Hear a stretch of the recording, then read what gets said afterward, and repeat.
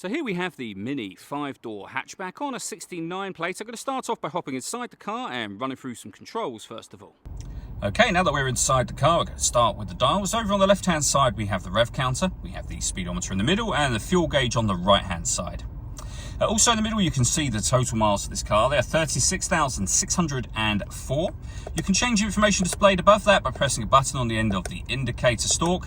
You can, up here, for example, have a digital readout for the speedometer displayed, as you can see. If we back out to the steering wheel, we have a speed limiter on the left-hand side. On the right-hand side, stereo and phone controls. The phone controls can only be used once you paired the phone up to the car, and that is done over on the screen in the center just here, under the communication heading, and then manage mobile devices and follow the instructions on screen from there. All the movement that I'm making on the screen is being done using this dial predominantly, so you can rotate it, for example, to media and radio. Push the dial down. You're then in that menu where you'll see we've got DAB and FM radio, Bluetooth audio and USB input as well. You can also pair your phone from this menu should you wish to.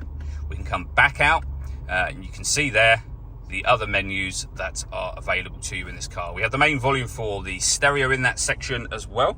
We then have dual zone climate control, so you can adjust the fan speed, the temperature for the passenger and driver, the direction you'd like the air to be distributed in.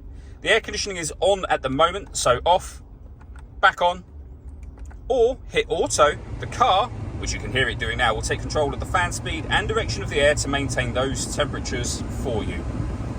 Press auto again and you go back to whatever setting you had that on previously. We can also recirculate the air that's in the car. That's a great way of heating it up or cooling it down in here depending on the temperatures you set up here. We have a heated driver's seat and a heated passenger seat, both of which have 3 separate heat settings, as you can see. Below that, we can turn off the traction control.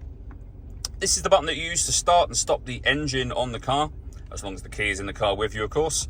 And this turns off the stop and start, which is a different thing altogether. This car is designed to cut out when it's stationary in traffic to save you fuel. That system is turned off when that light shows.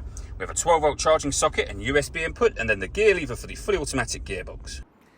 All that leaves me to say is thank you for taking the time to watch this video. If you'd like to come and see this ULEZ compliant car for yourself and have a test drive, please feel free to call either of our MJA sites. We'd love to hear from you soon.